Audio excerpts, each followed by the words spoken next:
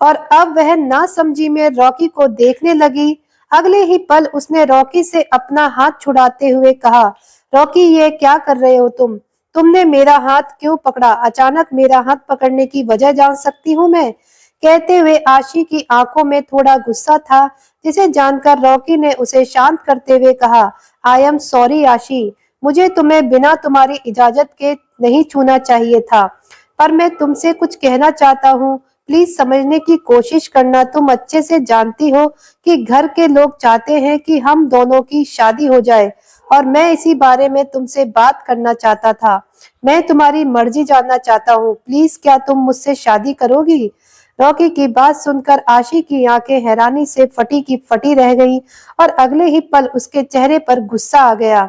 वह अचानक ही चिल्लाते हुए अपनी जगह से उठी और रॉकी को घूर कर देखते हुए बोली, रॉकी यह क्या बकवास कर रहे हो तुम? शादी और तुमसे?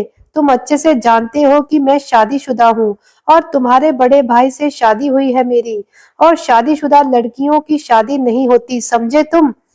आशी की बातों को सुनकर रॉकी ने उसे समझाने की कोशिश करते हुए, आशी प्लीज ठंडे दिमाग से काम लो, तुम अच्छे से जानती हो कि क्रिश अब नहीं आएगा और उसकी आखिरी इच्छा है कि मैं तुमसे शादी करूं। प्लीज रिस्पेक्ट करो उसकी विश की एंड मेरी मैरी मी। आई प्रॉमिस मैं तुम्हें बहुत खुश रखूंगा। अब आशी चिल्लाते हुए बोली, तुम क्या बकवास कर रहे हो रॉकी? आखिरी इच्छा मरे हुए लोगों की पूरी होती है, जिंदा लोगों की नहीं, और मेरा साइको जिंदा है, यह बात तुम अपने दिमाग में गांठ बांध लो। मैं अपने साइको के अलावा किसी और से शादी नहीं करूंगी। तुम लोग उसकी मौत को एक्सेप्ट कर चुके हो, पर मैं नहीं। मेरा साइको आएगा, उसने मुझसे वादा किया है और वह अपना प्रॉमिस कभी नहीं तोड़ता, और मैं तुम्हारी बात का यकीन कभी नहीं करूंगी। मेरा साइको मुझे किसी और का होते हुए नहीं देख सकता था। उसने मुझसे कहा था कि मैं सिर्फ और सिर्फ उसकी हूँ, उसके अलावा मैं किसी और की नहीं हो सकती। बेहतर होगा तुम मुझसे शादी करने का ख्याल अपने दिमाग से निकाल दो, समझे तुम? अपने साइको के अलावा मैं किसी और की होने के बारे में सोच भी नहीं सकती, और ना ही मैं किसी की भी कहने से अपने साइको को नहीं भूलूंगी। मैं उसका इंतजार करूंगी, वह जरूर आएगा, मेरा दिल कहता है। यह सुनकर रॉकी उसे समझाते हुए बोला, देखो आशी, पागलपन छोड़ दो, जो चले जाते हैं वह वापस लौटकर नहीं आते। बहुत लंबी जिंदगी पड़ी है तुम्हारे पास, जिसका रास्ता बिना हम सफर के तय नहीं किया जा सकता। जिंदगी तुम्हें एक मौका दे रही है, मेरा हाथ थाम लो। कहते हुए रॉकी की आंखों में इमोशन नजर आ रहे थे, लेकिन आशी उसकी बातों को सुनकर गुस्से से आसपास रखा हुआ सामान पटक कर उसे फोड़ते हुए बोली, रॉकी मैंने कहा ना, मुझे तुमसे शादी नहीं करनी, नहीं करनी, नहीं करनी। मेरा हमसफर इस दुनिया में है और मैं उसके साथ ही यह रास्ता तय करूंगी। मेरा साइको मुझे संभालने जरूर आएगा। यह सुनकर रॉकी अचानक चिल्लाते हुए बोला, आशी पागलपन बंद करो, वह नहीं आएगा। तुम यहाँ बैठकर महीनों से उसका इंतजार कर रही हो, वह अभी तक नहीं आया, और अगर वह आगे नहीं आया तो तुम क्या करोगी? बोलो, जवाब दो मुझे। अब रॉकी की बात सुनकर आशी चिल्लाते हुए बोली, जिंदगी भर इंतजार करूंगी उसका, आखिरी सांस तक, समझ गए तुम? लेकिन मरते दम तक मैं अपने साइको के अलावा किसी और से शादी नहीं करूंगी। उसे आना होगा मेरे लिए, और अब तुम चले जाओ, यहाँ से निकल जाओ मेरे कमरे से। अगर तुमने दोबारा शादी की बात अपने मुंह से निकाली भी तो मैं भूल जाऊंगी कि तुम मेरे दोस्त हो। चले जाओ यहाँ से, चले जाओ। कहते हुए आशी रॉकी को धक्का देते हुए अपने कमरे से निकाल देती है और जल्दी से दरवाजा बंद करके दरवाजे के पास बैठकर फूट फूट कर रोने लगती है। वह अपने गले में पहना हुआ मंगलसूत्र अपने हाथों से छूकर क्रिश को याद करते हुए रोते हुए बोली, साइको तुम कहाँ हो? प्लीज जल्दी आ जाओ, देखो ना सब कह रहे हैं तुम नहीं आओगे, मुझे तुम्हारी बहुत याद आ रही है साइको। कहते हुए आशी फूट फूट कर दरवाजे के पास ही रोती रही और यह रात भी बीत गई। अगली सुबह डाइनिंग टेबल पर घर के सभी लोग बैठे हुए थे और रॉकी ने उन लोगों को सारी बात बता दी कि उसने आशी से बात करने की कोशिश की थी, पर आशी ने उसे धक्के मारकर कमरे से बाहर निकाल दिया था। आशी जो इस वक्त अपने कमरे में थी और खाना खाने बाहर नहीं आई थी, उसका खाना कमरे में भेज दिया गया था। और आज वह इतनी दुखी थी कि उसने खाना भी नहीं खाया था। राहुल उसकी चिंता करते हुए उसे समझाने की कोशिश करने के लिए उसके कमरे में आया और उससे बात करते हुए बोला, आशी बेटा, क्या हालत बना रखी है अपनी तुम। अब हम लोगों से बात भी नहीं करती, सिर्फ अपनी ट्रेनिंग पर ध्यान देती हो या दिन भर कमरे में बंद रहती हो। ऐसा कैसे चलेगा बेटा। मैंने सुना तुमने रॉकी को कमरे से धक्के मारकर बाहर निकाल दिया। प्लीज उसकी बात समझने की कोशिश करो। हम यही चाहते हैं बेटा कि तुम अपनी लाइफ में आगे बढ़ो। जाने वालों के साथ मरा नहीं जाता। प्लीज हमारी इच्छा का सम्मान करो। क्रिश की आखिरी विश पूरी करो। रॉकी से शादी कर लो आशी, जो इस वक्त अपने बेड पर अस्त व्यस्त हालत में सोई हुई थी। उसे किसी बात का होश ही नहीं था। राहुल की बात सुनकर उसके चेहरे की तरफ देखते हुए बोली, बाबा, आप तो मेरे बाबा हो ना। आपने मुझे बेटी की तरह पाला है। आप मेरा दर्द क्यों नहीं समझ रहे हैं। मैं नहीं भूल सकती उसे। बहुत प्यार करती हूँ मैं उससे। यह दिल मेरे बस में नहीं है। दिल में किसी और को बसाकर किसी और से शादी नहीं कर की जाती। मैं उसका इंतजार कर रही हूँ, क्योंकि मेरा दिल चीख चीख कर मुझसे कह रहा है कि वह जिंदा है। और अगर वह नहीं भी आया, फिर भी मैं उसके नाम के सहारे अपनी जिंदगी काट सकती हूँ, पर उसको भूल कर उसके अलावा किसी और को अपनी जिंदगी में शामिल नहीं कर सकती। मुझे किसी और की जरूरत नहीं है। आप लोग मुझ पर दबाव नहीं डालिए प्लीज। अगर मेरे दिल से आपने उसकी यादों को निकालने की कोशिश की तो मैं मर जाऊंगी। वह सिर्फ मेरे यादों ख्यालों में नहीं है, मेरी सांसों में बसा हुआ है। उसे मुझसे अलग करने की कोशिश मत करो बाबा। मेरी सांसें रुक जाएंगी बाबा। प्लीज मुझ पर दया कीजिए। मुझे अकेला छोड़ दीजिए। उसने मुझसे वादा किया है वह लौट कर आएगा। मैं आप लोगों से कहकर थक गई हूँ, पर आप लोग समझते क्यों नहीं है। आशी पागलों की तरह फूट फूट कर रोते हुए इतनी बातें कह रही थी और अब राहुल की आंखों में भी आंसू आ रहे थे। वह आशी को समझाने की कोशिश करते हुए बोला, तुम इतना यकीन से कैसे कह सकती हो आशी कि वह आएगा, जबकि तुम अच्छे से जानती हो रॉकी ने उसे ढूंढने की कितनी कोशिश की है और आज भी वह उसे ढूंढ रहा है, पर वह नहीं आया। वह मर चुका है। आशी, इस बात को एक्सेप्ट कर लो। राहुल की बात सुनकर आशी अचानक ही जोर जोर से चीखते हुए पागलों की तरह चिल्लाते हुए बोली, आप समझते क्यों नहीं बाबा। वह आएगा, वह आएगा, वह आएगा। जिंदा है, मेरा साइको जिंदा है। अब राहुल जोर से चिल्लाते हुए बोला, पागलों जैसी हरकत बंद करो आशी। तुम्हें कैसे पता कि वह जिंदा है। और यह सुनकर आशी ने चिल्लाते हुए कहा, क्योंकि मैं जिंदा हूँ, समझे आप। क्योंकि मेरी सांसें चल रही हैं। हम दोनों का रिश्ता सिर्फ पति पत्नी का या प्यार का नहीं है, सिर्फ जिस्मों से जुड़ा हुआ नहीं है, रूह से जुड़ा हुआ है। अगर उसे कुछ हो जाता बाबा, अगर वह मर जाता तो मैं भी मर जाती, लेकिन मैं जिंदा हूँ, मेरी सांसें चल रही हैं। इसका मतलब है कि वह अभी जिंदा है और इसलिए यह आंखें अब तक उसके इंतजार में उसकी राह ताक रही हैं। और मैं जिंदगी भर उसका इंतजार करूंगी। भले ही उसे आने में देर हो रही है, पर वह आएगा, वह जरूर आएगा। और अब मैं शादी के बारे में किसी से भी कुछ नहीं सुनना चाहती। चले जाइए यहाँ से बाबा, चले जाइए। मुझे किसी की जरूरत नहीं है। मेरा साइको आएगा। आशी की बातें और उसकी आंखों में आत्मविश्वास को देखकर राहुल भी एक पल के लिए कांप गया और अब वह आगे कुछ नहीं कह पाया। वह वहां से चला गया और आशी एक बार फिर फूट फूट कर रोने लगी। आशी किसी तरह खुद को उम्मीद के सहारे जिंदा रखने की कोशिश कर रही थी।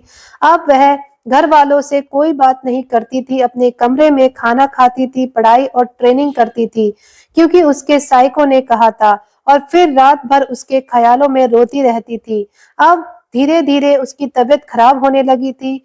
वह खाना भी बहुत कम खाती थी। रात को अच्छे से ना सोने के कारण, बुरे बुरे ख्वाब आने के कारण वह काफी कमजोर महसूस करने लगी थी, लेकिन इसके बावजूद वह किसी से कुछ नहीं कहती थी। उसके चेहरे का रंग फीका पड़ चुका था, आंखों के नीचे काले गड्ढे हो गए थे। उसके हाथों में हर वक्त क्रिश का वह तकिया होता था जिस पर वह सोता था, या क्रिश की फोटो जिसे वह अपना दुख बयां करती थी। अब उसने अपने दोस्तों से भी बात करना बंद कर दिया था। देखते ही देखते 15 दिन का समय बीत गया था। आशी अभी भी सिंदूर और मंगलसूत्र लगा रही थी और अब यह चीज ऐना से बर्दाश्त नहीं हो रही थी। और तभी एक दिन ऐना हॉल में बैठकर अपने मोबाइल में क्रिश की फोटो देखते हुए रो रही थी। और तभी कैथी ऐना की बगल में बैठकर उसे शांत करते हुए बोली, आंटी संभालिए खुद को, जो होना था सो हो गया। मुझे तो आशी की चिंता हो रही है, बेचारी अब इतनी बड़ी लाइफ अकेले कैसे काटेगी। बेचारी की किस्मत बड़ी खराब है, छोटी सी थी तो उसके माँ बाप उसे छोड़कर चले गए, भाई भी इस दुनिया को छोड़कर चला गया। मैंने सुना उसी दिन निक का भी एक्सीडेंट हुआ था और वह पैरालाइज हो गया। अंकल ने इतने सालों तक आशी को अपने बच्चों की तरह पाला, आप लोगों को तो अकेले सरवाइव करना बड़ा मुश्किल हुआ होगा। डैड के होते हुए भी बच्चे बिना डैड के रहे और अब बड़े होने पर क्रिश ने उसे प्रोटेक्ट करने के लिए उससे शादी कर ली। पर बेचारा कहाँ जानता था कि आशी का बैड लक भी उसे भी अपने साथ ले जाएगा। मुझे तो आशी पर दया आती है, बेचारी जिस किसी के भी करीब जाती है उसके साथ कुछ ना कुछ अनहोनी घटना हो ही जाती है। वैसे मैंने सुना है आंटी आप लोग आशी की शादी रॉकी से करवाना चाहते हैं। अच्छा ही है, बेचारी की लाइफ सेट हो जाएगी। बस भगवान रॉकी को उसके बैड लक से बचाए, वरना ईशु ही जाने क्या होगा। क्रिश इतना स्ट्रॉन्ग था, इतना पावरफुल था, फिर भी पता नहीं किसकी बुरी नजर लग गई जो उसके साथ यह दुर्घटना हो गई कि उसकी लाश भी नहीं मिली। अब भगवान रॉकी को बचाए। वैसे आप लोगों ने फैसला बहुत अच्छा लिया है, कहते हुए कैथी अपने चेहरे पर तिरछी स्माइल लेकर वहां से चली गई। और अब कैथी की बातों को सुनकर ऐना ने इस बात पर ध्यान दिया। इस वक्त रात के लगभग 11 बजे थे।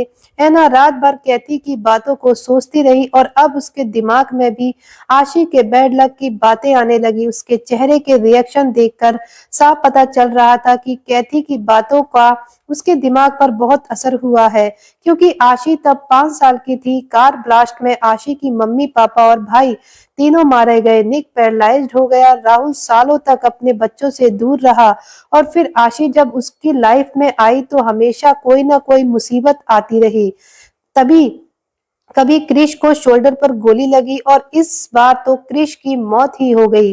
अब ऐना को रॉकी की चिंता होने लगी। वह जितना इस बारे में सोच रही थी उसे आशी पर अब और भी ज्यादा गुस्सा आ रहा था। अब धीरे धीरे उसके दिल में आशी के लिए नफरत घर करती जा रही थी। अगले दिन क्रिश के ना मिलने पर उसका फ्यूनरल किया जा रहा था। वैसे भी सब ने उसकी मौत को तो एक्सेप्ट कर ही लिया था। इस फ्यूनरल में राहुल और ऐना ने के काफी जान पहचान वाले लोग आए थे और सभी मिलकर वापस जाने लगे। आशी को इस बारे में कुछ भी पता नहीं था, क्योंकि वह कई दिनों से लोगों से बात ही नहीं कर रही थी और इस बारे में उसे किसी ने कुछ बताया भी नहीं, ताकि उसे और तकलीफ ना हो। सभी लोग गार्डन एरिया में थे और आशी बालकनी में बैठी हुई थी। अचानक ही उसने कई सारे लोगों को काले कपड़ों में इकट्ठा देखा जो ऐना और राहुल से मिलकर वापस जा रहे थे। अब आशी को समझ में आ चुका था कि वहां क्या हो रहा है। वह जल्दी से अपने कमरे से बाहर निकलकर उन लोगों को रोकने के लिए आई। वह उन लोगों को समझाने की कोशिश कर रही थी कि ऐसा ना करें। आशी ने रोते हुए कहा, मोम बाबा यह आप लोग क्या कर रहे हैं, प्लीज ऐसा मत कीजिए, जिंदा लोगों का फ्यूनरल नहीं मनाया जाता, यह गलत है। दरअसल क्रिश का ईसाई रीति रिवाज से के हिसाब से फ्यूनरल हो रहा था और इस बार आशी के रोकने टोकने पर ऐना का गुस्से का गुब्बारा फूट पड़ा। वह अगले ही पल आगे आई और उसने एक जोरदार तमाचा आशी के चेहरे पर दे मारा। यह सब इतना जल्दी हुआ कि आशी खुद को संभाल नहीं पाई और अपने चेहरे पर हाथ रखकर अचानक ही जमीन पर गिर गई। उसके होठों के किनारे से खून बहने लगा और उसके गोरे चेहरे पर ऐना के थप्पड़ का निशान छप चुका था। वह अपने चेहरे पर हाथ रखकर नासमझी में ऐना को देखने लगी। सभी लोग ऐना के इस क्रिया से हैरान हो गए, किसी को कुछ भी समझ नहीं आया। और तभी ऐना नीली नजरों से आशी को घूरते हुए अपने एक एक शब्द चबाकर बोली, बस करो, यह तमाशा इतने दिनों से देख रही हूँ, रोज तुम्हारा कोई ना कोई नाटक चलता ही रहता है। आखिर तुम साबित क्या करना चाहती हो? तुम क्रिश को हमसे ज्यादा प्यार करती हो? मैं उसकी माँ हूँ और फिर भी उसकी डेथ को एक्सेप्ट कर चुकी हूँ और आज उसके फ्यूनरल में भी तुम नाटक कर रही हो। तुम यह नाटक कब बंद करोगी, बताओ मुझे। आशी ऐना की बातों को सुनकर हैरान थी। वह कुछ कह भी नहीं पा रही थी और तभी घर के सभी लोग अचानक ही ऐना पर चिल्लाते हैं। ऐना, यह क्या बेहूदगी है? तुम्हारी हिम्मत कैसे हुई आशी को थप्पड़ मारने की? अरे वह बच्ची है, लेकिन तुम तो समझदार हो। वह अभी अपने गम से बाहर नहीं निकली। उसे खुद को संभालने में वक्त लगेगा। तुम समझती क्यों नहीं हो? राहुल की बात सुनकर ऐना अपनी आंखों में आंसू लेकर रोते हुए बोली, कितना वक्त लगेगा राहुल, बताओ मुझे। क्रिश को गए 5 महीने हो गए। हम लोग उसकी मौत को एक्सेप्ट कर चुके हैं, पर इसका रोज का नाटक है। हम इसे जितना छूट दे रहे हैं, यह उतना ही सिर पर चढ़ती जा रही है। यह सब इसकी वजह से हुआ है। इसका बैड लक लगा है मेरे क्रिश को। आज इसकी वजह से मेरा बेटा हमारे बीच नहीं है। इस लड़की का चेहरा जब जब देख रही हूँ, मुझे नफरत हो रही है। इसके मांग में सिंदूर और मंगलसूत्र मेरे बेटे के नाम की निशानी है। वह तो जा चुका है, तो पूछो इससे किसके नाम का सिंदूर और मंगलसूत्र अब तक अपने गले में लटका कर घूम रही है। यह मनहूस लड़की अपने माँ बाप को खा गई। मेरे बेटे निक को पैरालाइज कर दिया। सालों तक इसके कारण मेरे पति मेरे बच्चों से दूर रहे। बाप होने के बावजूद वह बिना बाप के कहलाए, और इतने पर भी इसका मन नहीं भरा तो मेरे क्रिश की जान ले ली। यह सब इसकी वजह से हुआ है। सब इसके बैड लक के कारण हुआ है। पता नहीं वह कौन सी मनुष्य घड़ी थी जब इसके माँ बाप इसे लेकर यहाँ आए थे। काश तुमने यह प्रॉमिस ना किया होता राहुल। काश मैंने तुम्हारे प्रॉमिस में तुम्हारा साथ ना दिया होता, तो आज मेरा बेटा मेरे पास होता। काश मेरे बेटे को मैंने इससे शादी करने से रोक दिया होता। मैं इसके मासूम चेहरे के जाल में फंस गई और मेरा घर बर्बाद हो गया। लेकिन अब नहीं, अब मैं अपने रॉकी की जिंदगी बर्बाद नहीं होने दूंगी। मैं इसकी शादी रॉकी से नहीं होने दूंगी, वरना इसका बैड लक मेरे रॉकी पर भी लग जाएगा। मैं इसके कारण अपने एक बेटे को पैरालाइज होते हुए देख चुकी हूँ और एक बेटे को मरते हुए देख चुकी हूँ, पर अब इसकी बदकिस्मती मेरे रॉकी पर नहीं पड़ेगी। राहुल, मैं कहती हूँ इसे अभी के अभी घर से निकाल दीजिए, इससे पहले कि मेरा घर पूरी तरह बर्बाद हो जाए। ऐना रोते हुए ये बातें कह रही थी और उसकी बातों को सुनकर आसपास खड़े सभी लोग हैरान रह गए। राहुल को तो यकीन ही नहीं हो रहा था कि ऐना यह क्या बातें कर रही है। आखिर उसके दिमाग में चल क्या रहा है। लेकिन कैथी साइड में खड़ी होकर अपने चेहरे पर इविल स्माइल के साथ आती है, क्योंकि उसने जो सोचा था वह हो रहा है। ऐना के दिमाग में उसने आशी के खिलाफ जहर घोल दिया था। राहुल ऐना को संभालता है क्योंकि वह काफी रो रही थी। राहुल उसका दर्द समझ सकता था, लेकिन उसने आशी के खिलाफ जो कहा था वह बात राहुल को अच्छी नहीं लगी। आशी भी अपने खिलाफ यह बातें सुनकर दर्द से कराह रही थी। उसका दिल जैसे कलेजे से बाहर आ रहा था। उसकी आंखों से भी आंसू बहने लगे। राहुल ऐना को कुछ कहने ही वाला था और तभी अथर्व और नताशा आशी को संभालते हुए खड़ा कर दिए और ऐना पर चिल्लाकर बोले, आंटी जुबान संभाल कर बात कीजिए। क्या बात कह रही हैं आप मेरी आशी के बारे में? अथर्व ने कहा, वह बच्ची है, आपसे कुछ कह नहीं रही। इसका मतलब यह नहीं कि आपका दिमाग में जो आएगा आप कहेंगे। आज तक उसकी लाइफ में जो कुछ भी हुआ उसमें इसका क्या कसूर है? क्रिश खुद अपनी डील के लिए गया था।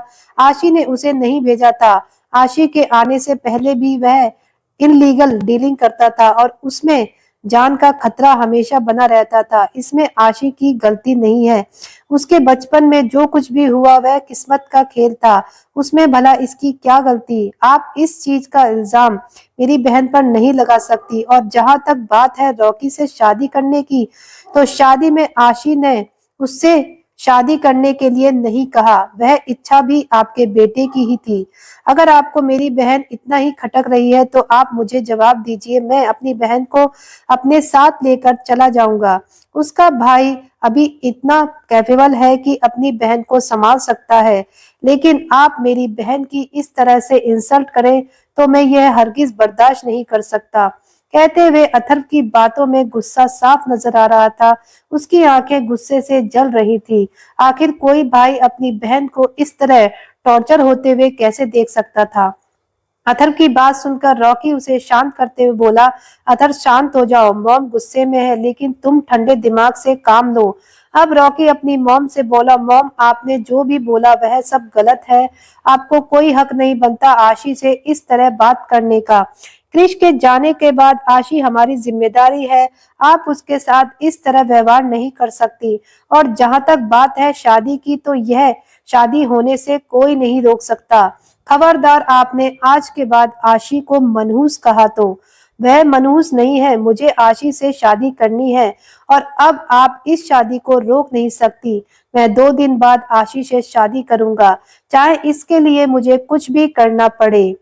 कहते हुए रॉकी की आंखों में एक दृढ़ आत्मविश्वास था, जिसे सुनकर आसपास खड़े सभी लोग हैरान रह गए। राहुल भी इस बात से हैरान था और तभी ऐना रॉकी को रोकते हुए बोली, नहीं रॉकी, तुम ऐसा नहीं करोगे। अगर तुमने ऐसा किया तो तुम मेरा मरा हुआ मुंह देखोगे। अपनी मॉम की बात सुनकर रॉकी ने उनकी तरफ देखते हुए गुस्से से कहा, और अगर मैंने आशीष से शादी नहीं की तो मैं अपनी जान दे दूंगा। मॉम, अगर आपने मुझे रोकने की कोशिश की तो आप एक बेटे को खो चुकी है, मुझे भी खो दोगी। रॉकी की बात सुनकर ऐना अपने मुंह पर हाथ रखकर उसकी बातों को सुनकर हैरान थी और अब वह गुस्से से आसी पर चिल्लाते हुए बोली, यह सब तुम्हारी वजह से हुआ है। तुम एक के बाद एक मुझसे सारे बेटे छीन रही हो। आखिर मैंने तुम्हारा क्या बिगाड़ा है? आखिर क्या जादू कर दिया है तुमने मेरे बेटों पर? ऐना रॉकी की तरफ देखते हुए उसे समझाते हुए बोली, रॉकी, मेरी बात सुनो बेटा, तुम प्रॉमिस के चक्कर में मत फंसो। तुम्हारे डैड के एक प्रॉमिस ने मेरा घर बर्बाद कर दिया और अब तुम क्रिश को दिए हुए प्रॉमिस के लिए इस बदकिस्मत मनूस लड़की से शादी मत करो। बेटा, मैं तुम्हें खोना नहीं चाहती। अपनी माँ की बात सुनकर रॉकी आशी की तरफ देखते हुए बोला, नहीं मॉम, आप गलत समझ रही हो। मैं सिर्फ प्रॉमिस के लिए आशी से शादी नहीं कर रहा, बल्कि मैं उससे प्यार करता हूँ, इसलिए करना चाहता हूँ। और आज से नहीं, मैंने जब आशी को पहली बार देखा था तब से उससे प्यार करता हूँ। लेकिन जब मुझे पता चला कि क्रिश और आशी एक दूसरे से प्यार करते हैं तो मुझे अपने कदम पीछे लेने पड़े। लेकिन आज मुझे किस्मत ने दोबारा मौका दिया है अपना प्यार हासिल करने के लिए, और इस बार मैं अपने कदम पीछे नहीं लूंगा। मैं आशी से शादी करूंगा, चाहे कुछ भी हो जाए। दुनिया की कोई भी ताकत उसे मेरा होने से नहीं रोक सकती। रॉकी आशी के चेहरे को अपने हाथों में थामकर उसके होठों के किनारे से बह रहा खून को अंगूठे से साफ करते हुए उसकी आंखों में देखते हुए प्यार से बोला, आशी माय लव, तुम चिंता मत करो। दुनिया चाहे कुछ भी कहे, मैं तुम्हारा साथ नहीं छोड़ूंगा। हम दोनों की शादी होकर रहेगी। फाइनली तुम मेरी हो जाओगी और अब तुम्हारी आंखों में एक भी आंसू नहीं देखना चाहता। समझ गई तुम? रॉकी की बात सुनकर आशी, जो अब तक हैरानी से सभी की बातें सुन रही थी, क्योंकि उसे कुछ भी समझ नहीं आ रहा था कि वह क्या बोले, रॉकी की बातों को सुनने के बाद बिल्कुल सदमे में चली गई। उसके पैरों तले जमीन निकल गई। वह रॉकी को शांत करते हुए बोली, रॉकी, यह क्या बातें कर रहे हो तुम और मुझसे प्यार? यह गलत है रॉकी, मैं तुम्हारे भाई से प्यार करती हूँ, मैं उसकी बीवी हूँ। तुम मेरे बारे में ऐसा सोच भी कैसे सकते हो? एक बात कान खोलकर सुन लो रॉकी, मैं किसी भी कीमत पर तुमसे शादी नहीं करूंगी और तुम मुझसे जबरदस्ती शादी नहीं कर सकते। समझ गए तुम? आशी की बात सुनकर रॉकी उसके चेहरे की तरफ देखते हुए कठोर आवाज में बोला, आशी डेविडसन, कान खोलकर सुन लो, मैं तुमसे प्यार करता हूँ और यह गलत नहीं है, क्योंकि मैंने तुम्हें छीनने की कोशिश नहीं की। किस्मत ने तुम्हें खुद मेरे करीब भेजा है और तुम्हें पाने का एक मौका दिया है मुझे, और अब मैं इस मौके को अपने हाथ से जाने नहीं दूंगा। तुम्हें मुझसे शादी करनी होगी, चाहे प्यार से या जबरदस्ती से। मैं तुमसे शादी करके रहूंगा, क्योंकि यह मेरे भाई का प्रॉमिस है और मेरी मोहब्बत का एग्जाम, जिसे मैं पास करके रहूंगा। और प्यार का क्या है, धीरे धीरे तुम्हें मुझसे प्यार हो ही जाएगा। अब तुम चाहो या ना चाहो, 2 दिन बाद हमारी शादी है और जो भी इस शादी के खिलाफ आएगा उसे रॉकी डेविडसन से नहीं, बल्कि न्यू ड्रैगन किंग से टकराना होगा, क्योंकि अब क्वीन को पाने के लिए मैं ड्रैगन किंग बनूंगा। कहते हुए रॉकी वहां खड़े सभी लोगों को एक नजर देखकर वहां से चला गया और अब उसके चेहरे के रिएक्शन उसकी बातें और उसका एटीट्यूड देखकर सभी लोग हैरान रह गए। रॉकी के जाने के बाद आशी फूट फूट कर रोने लगी। ऐना आशी को इस चीज के लिए गुनहगार समझ रही थी। आशी ने नताशा और अथर्व से मदद मांगते हुए कहा, अथर्व भैया, नताशा प्लीज कुछ करो, मैं रॉकी से शादी नहीं करना चाहती। बाबा आप कुछ कीजिए, मुझे यह शादी नहीं करनी, मैं अपने साइको से प्यार करती हूँ, मैं उसे छोड़कर किसी और की नहीं हो सकती, प्लीज मेरे साथ जबरदस्ती मत करो, मैं मर जाऊंगी, प्लीज रॉकी को समझाओ, वह पागल हो गया है। आशी को रोते हुए देखकर ऐना उसे एक बार फिर ताना मारते हुए बोली, बंद करो यह नाटक, मुझे अच्छे से पता है तुम्हारे मन में तो लड्डू फूट रहे होंगे, लेकिन एक बात कान खोलकर सुन लो आशी, अगर तुम्हारी शादी रॉकी से हुई तो मैं अपनी जान दे दूंगी, फिर करते रहना तुम्हें जो करना है। ऐना की बात सुनकर आशी ऐना को समझाने की कोशिश करना चाहती थी, पर ऐना वहां से चली गई और अब आशी भी रोते हुए अपने कमरे में चली गई। कमरे में आने के बाद वह क्रिश की फोटो को अपने सीने से लगाकर रोते हुए बोली, मुझे नहीं करनी किसी और से शादी, मुझे मेरा साइको चाहिए। साइको तुम कहाँ हो, देखो क्या हो रहा है मेरे साथ, प्लीज आ जाओ साइको, प्लीज आ जाओ। इधर दूसरी तरफ कमरे में आकर राहुल ऐना पर नाराज हो रहा था। ऐना ये क्या बकवास कर रही थी तुम, आशी से तुम्हारी हिम्मत कैसे हुई उससे उसे मनुष्य कहने की, अरे वे बच्ची है, क्या असर पड़ेगा उसके दिमाग पर, तुम जानती हो वह कितनी इनोसेंट है, छोटी छोटी बातों को अपने दिल से लगा लेती है। मैं मानता हूँ तुम्हारा दिल दुखी है, लेकिन इसका मतलब यह नहीं है कि जो कुछ भी हुआ उसका इल्जाम तुम आशी पर लगा दोगी। क्रिश के साथ जो कुछ भी हुआ या उसकी फैमिली के साथ जो कुछ भी हुआ उसमें आशी का क्या कसूर है, तुम तो सब जानती हो ना। और तुम्हारे दिमाग में अचानक ये बकवास बातें कहाँ से आई, कल तक तो तुम आशी को अपनी बेटी की तरह मानती थी, फिर आज अचानक क्या हुआ। राहुल की बात सुनकर ऐना जो अभी बिस्तर पर लेट कर रो रही थी अचानक उठकर बैठ गई और गुस्से में राहुल की तरफ देखते हुए चिल्लाकर बोली, अचानक मुझे अपनी गलती का एहसास हो गया, अचानक मुझे उस भोले और मासूम चेहरे के पीछे की मनहूसियत नजर आने लगी जो तुम्हें नजर नहीं आ रही। राहुल, मैंने जो कहा उसमें गलत ही क्या है, मैं मानती हूँ कि जो कुछ भी हुआ उसमें उसका कसूर नहीं है, पर उसकी किस्मत का कसूर है। तुम ही सोचो कोई इतना बदकिस्मत कैसे हो सकता है, तुम ही सोचो, पहले उसके माँ बाप और भाई मर गए, फिर हमारा बेटा पैरालाइज्ड हो गया, हमारा रॉकी उस लड़की के प्यार में पागल हो रहा है और हमारे खिलाफ जा रहा है, और हमारा बड़ा बेटा जिसे आज तक हवा भी नहीं छू पाई थी, जिसके खौफ से पूरा अमेरिका कांपता था, अचानक ही एक गुमनामे की मौत मर गया। अरे हमें तो उसका आखिरी चेहरा भी देखने को नहीं मिला, और यह सब उस मनहूस लड़की के कारण हुआ है। लेकिन अब बहुत हो गया, अब मैं उस लड़की को एक पल भी अपने घर में बर्दाश्त नहीं कर सकती। इससे पहले कि मेरा घर पूरी तरह बर्बाद हो जाए, उसे इस घर से जाना होगा। ऐना ने यह कहते हुए अपने बिस्तर से उठकर कमरे से बाहर जाने लगी। यह देखकर राहुल ने ऐना का हाथ पकड़कर उसे झटके से वापस बिस्तर पर गिरा दिया। ऐना खुद को संभाल नहीं पाई और बिस्तर पर गिर गई। राहुल अगले ही पल ऐना को घूरते हुए चिल्लाकर बोला, खबरदार ऐना, जो कुछ भी उल्टा सीधा करने की कोशिश की, तुम होती कौन हो यह डिसाइड करने वाली कि वह इस घर में रहेगी या नहीं, तुम भूल रही हो वह इस घर की बहू है और क्रिश की बीवी है, और सुन लो वह इस घर में रह सकती है।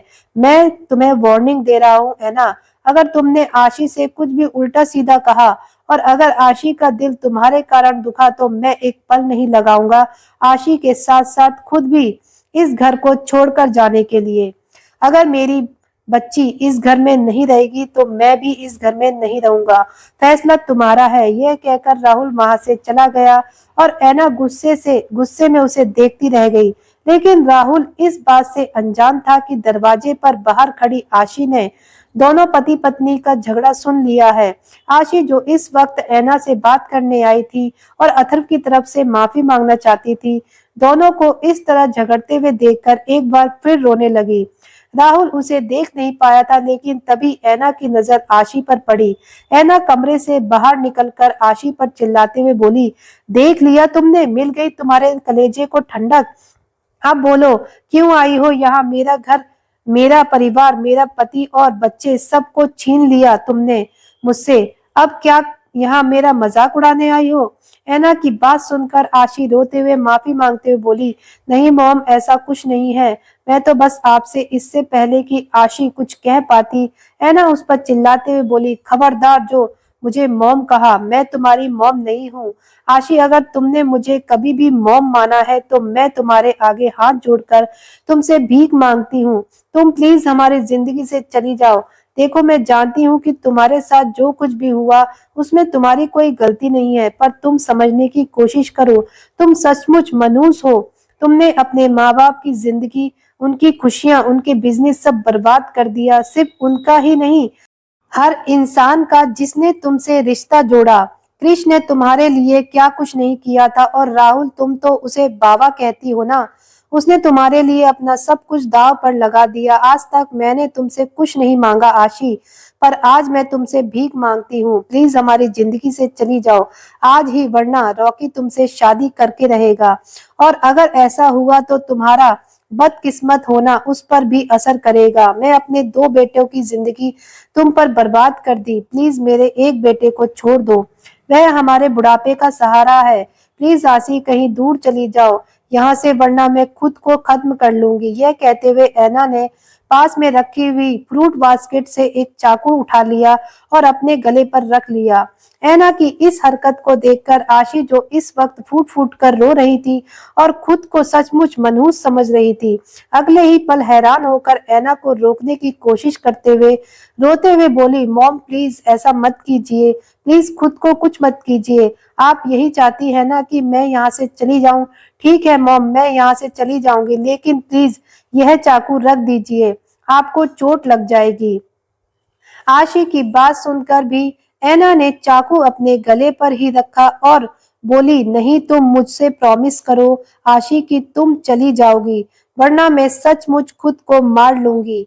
यह सुनकर आशी अपने मंगलसूत्र की कसम खाते हुए बोली, मैं अपने साइको की कसम खाती हूँ मॉम, मैं सचमुच चली जाऊंगी। आप बस अपने आप को नुकसान मत पहुंचाइए। मैं सुबह ही अथर भैया के साथ वापस नीदरलैंड चली जाऊंगी। आशी की बात सुनकर ऐना ने चाकू नीचे कर रखते हुए कहा, नहीं, तुम सुबह नहीं जाओगी आशी, तुम्हें अभी जाना होगा। अगर सुबह तुम सबको बताकर जाओगी तो रॉकी तुम्हें कभी नहीं जाने देगा, और ना ही राहुल। अगर तुम अपना प्रॉमिस पूरा करना चाहती हो और मेरी जरा भी इज्जत करती हो तो तुम्हें अभी जाना होगा, और इस बारे में किसी को कुछ नहीं बताना। तुम्हें अभी और इसी वक्त अकेले जाना होगा। ऐना अलमारी की तरफ गई और वहां से कुछ गहने और पैसे निकालकर आशी को देते हुए बोली, यह पैसे और गहने रख लो आशी, इनकी कीमत करोड़ों में है। इन पैसों और गहनों से के सहारे तुम बहुत अच्छी जिंदगी जी सकती हो। तुम यह सारे पैसे और गहने रख लो, बस यहाँ से चली जाओ। ऐना की बात सुनकर आशी ने एक नजर उन पैसों और गहनों पर डाली और फिर अपने चेहरे पर एक दर्द भरी मुस्कान लाते हुए बोली, नहीं मॉम, मुझे ये पैसे और गहने नहीं चाहिए। अगर बात सिर्फ सांस लेने की और जिंदा रहने की है तो वह तो मैं फुटपाथ पर भी रह लूंगी। आप मेरी चिंता मत कीजिए, आप जैसा चाहती हैं मैं वैसा ही करूंगी। आशी यह कहकर रोते हुए कमरे से निकल गई और ऐना उसे जाता हुआ देखती रह गई। आशी दौड़ते हुए अपने कमरे में गई, दरवाजा बंद किया और फूट फूट कर रोने लगी। वह क्रिश की फोटो को अपने सीने से लगाते हुए रोते रोते बोली, साइको, देखो ना मॉम को क्या हो गया है। वह अब मुझसे इतनी नफरत करती है कि मुझे इस घर से जाने के लिए कह रही है। मैं जाना नहीं चाहती साइको, पर मुझे माफ करना, मैंने मॉम से वादा किया है और इसलिए मैं तुमसे किया हुआ वादा तोड़ रही हूँ। मैं इस घर को छोड़कर जा रही हूँ साइको। ये कहते हुए आशी ने रोते रोते अलमारी से एक स्काई बैग निकाला, उसमें क्रिश की एक फोटो और अपने कपड़ों के 2 सेट रखे। तभी उसकी नजर उस गाउन पर पड़ी जो क्रिश ने उसे गिफ्ट किया था। जाते समय उसने कहा था कि वह उसका इंतजार करे क्योंकि उसके लिए एक सरप्राइज है, पर क्रिश भी कभी नहीं आया। आशी ने उस गाउन को सीने से लगाकर और भी जोर से रोते हुए कहा, तुम क्यों चले गए साइको? तुम्हारे जाने के बाद सब कुछ बदल गया। कहने को तो घर में सब लोग हैं, पर मैं अपना दर्द किसे कहूँ। आशी ने रोते रोते वह गाउन भी बैग में रख लिया और फिर उसने बैग को अपनी पीठ पर कैरी किया और एक नजर पूरे कमरे पर डाली। हर कोने में उसकी और साइको की यादें बसी थी। आशी धीरे धीरे कमरे की हर चीज को अपने हाथों से छूने लगी, क्योंकि उसे लगा कि शायद वह इस कमरे में दोबारा कभी नहीं देख पाएगी। उसने क्रिश की एक फोटो अपने हाथ में ले ली और अपने सीने से लगाते हुए चुपचाप कमरे से बाहर निकल गई। वह धीरे धीरे हॉल में आई। इस वक्त रात के लगभग 12:30 बज रहे थे और घर के सभी लोग अपने अपने कमरे में थे।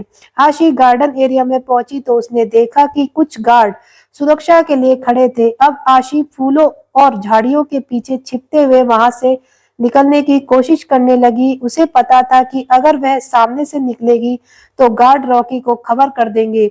आशी किसी तरह वहां से निकलने की कोशिश कर रही थी और तभी अचानक किसी ने उसके कंधे पर हाथ रख दिया।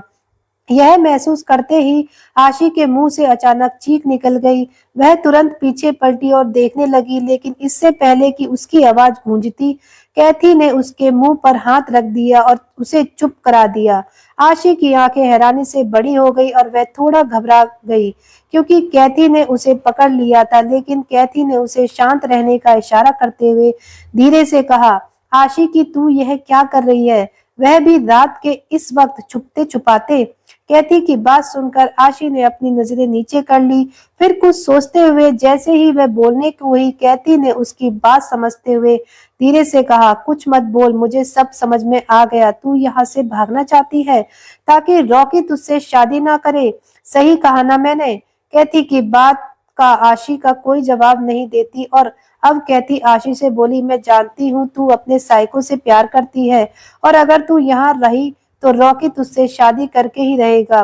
तू उसे रोक नहीं पाएगी, इसलिए मुझे भी तेरा फैसला सही लग रहा है। तू चिंता मत कर, मैं तेरी मदद करूंगी। अगर तू ऐसे भागेगी तो कभी भी निकल नहीं पाएगी। मैं एक काम करती हूँ, मैं गार्डों का ध्यान अपनी ओर खींचती हूँ, तू चुपचाप यहाँ से निकल जाना, ठीक है। कैथी की बात सुनकर आशी रोते हुए उसे गले लगा लेती है और अब वह रोते हुए बोली, थैंक यू सो मच कैथी, मुझे समझने के लिए। यह सच है कि मैं तो अपने साइको के अलावा किसी और से शादी नहीं करना चाहती और अब मुझे भागने के अलावा कोई और रास्ता नहीं है। प्लीज तू मेरी हेल्प कर। यह सुनकर कैथी मुस्कुराते हुए बोली, इसमें थैंक यू की जरूरत नहीं है, मैं तेरी दोस्त हूँ, मैं तेरी हेल्प करूंगी। देख, मैं गार्ड का ध्यान अपनी ओर खींच रही हूँ, मैं जब इशारा करूँ चुपचाप निकल जाना, ठीक है। अब आशी ने हाँ में सिर हिलाया और कैथी मुस्कुराते हुए वहां से चली गई। कैथी तुरंत ही जाकर स्विमिंग पूल में गिरने की एक्टिंग करने लगी और हाथ पैर मारकर हेल्प के लिए चिल्लाने लगी। कैथी को पानी में गिरते हुए देखकर सभी गार्ड का ध्यान उसकी ओर गया और कुछ गार्ड उसे बचाने के लिए पानी में कूद पड़े। अब वह लोग पानी से कैथी को निकाल कर उसके पेट को दबाकर पानी निकालने की कोशिश करने लगे और इसी बीच आशी सही मौका देखकर जल्दी से बाहर भाग गई। वह दौड़ते दौड़ते सड़क पर आई और अब वह जल्द से जल्द वहां से निकलने लगी। कैथी भी सही मौका देखकर अपना नाटक खत्म कर देती है और अब उसके चेहरे पर एक डेविल मुस्कान थी। अब देखते ही देखते 2 घंटे बीत गए। रात के 2:30 बजे आशी को समझ नहीं आ रहा था कि वह कौन सा रास्ता ले। वह काफी देर से पैदल चल रही थी। पिछली बार उसके साथ कुछ ऐसी दुर्घटनाएं हुई थी कि वह अब किसी से लिफ्ट भी नहीं लेना चाहती थी। रात का वक्त था, उसे बहुत डर लग रहा था, क्योंकि आशी को अंधेरे और भूतों से डर लगता था। लेकिन ट्रेनिंग के बाद अब उसके अंदर थोड़ा सा डर कम हुआ था और सबसे बड़ी बात, उसे तो किस्मत ने इतनी ठोकरें और इतने धोखे दिए हैं कि अब उसके दिल में कुछ भी पाना या खोने का डर नहीं है। उसकी जिंदगी की सबसे कीमती चीज, उसका साइको, तो उससे दूर ही हो गया है। अब तो उसकी जान भी चली जाए तो क्या ही परवाह हो। आशिक क्रिश की फोटो को सीने से लगाए हुए बस यूं ही सड़क पर चलती चलती जा रही थी। अगली सुबह 10 बजे आशी जब अपने कमरे से बाहर निकली थी, तब ना ही उसने कुछ खाया था। घर में भी सबका मूड खराब था, इसलिए कोई खाना भी नहीं खाना चाहता था। और तभी राहुल हॉल में ब्रेकफास्ट के लिए आया और बटलर को ऑर्डर देते हुए बोला, पीटर जाओ और सबको टेबल पर ब्रेकफास्ट करने के लिए बुलाओ। राहुल की बात सुनकर बटलर सभी को उनके उनके कमरे में जाकर सूचना देने लगता है। अब वह आशी के कमरे में भी दरवाजा नॉक करता है, पर अंदर से कोई आवाज नहीं आई। काफी देर तक बटलर दरवाजे पर खड़ा रहा और फिर आखिरकार वह नीचे आकर राहुल को सूचना देता है कि सर, हमने सबको आपका मैसेज दे दिया है और सभी लोग डाइनिंग हॉल में आ चुके हैं, पर क्वीन कोई भी जवाब नहीं दे रही। मैं काफी देर से उनका दरवाजा नॉक कर रहा हूँ। राहुल ने घड़ी में टाइम देखा, लगभग 10:45 हो चुके थे। फिर राहुल ने बटलर से एक प्लेट खाने की प्लेट अरेंज करवाई और खुद वह प्लेट लेकर आशी के कमरे की तरफ चला गया ताकि वह आशी को समझा बुझाकर खाना खिला सके। अब राहुल ने भी आशी को काफी आवाज दी, पर आशी ने भी अभी तक दरवाजा नहीं खोला। यह दरवाजा ऑटोमेटिक लॉक वाला था जो अपने आप बंद हो जाता था, इसलिए किसी को कुछ शक नहीं हुआ। अब कुछ अनहोनी के डर से राहुल ने बटलर को डुप्लीकेट चाबी लाने के लिए कहा। राहुल का आदेश सुनकर बटलर जल्दी से डुप्लीकेट चाबी लेकर आता है और अब राहुल जल्दी से दरवाजा खोलने की कोशिश करता है। हॉल में सभी लोग बैठकर खाना खाने की तैयारी कर रहे थे और तभी बटलर को परेशान देखकर उन्होंने उससे उसकी परेशानी का कारण पूछा। अब सभी लोग आशी के कमरे की तरफ दौड़े। थोड़ी ही देर में सभी लोग आशी को उसके कमरे में और पूरे घर में ढूंढने लगे, क्योंकि अब शायद सबको पता चल चुका था कि आशी यहाँ नहीं है। सभी गार्ड और बॉडीगार्ड पूरे विला को ढूंढने लगे। विला काफी बड़ा था, इसलिए आशी को ढूंढने में काफी वक्त लगा। अब राहुल को ऐना का ख्याल आया, क्या ऐना ने आशी को यहाँ से कहीं दूर भेज दिया है, या फिर उसका हाथ तो नहीं है आशी को गायब होने में।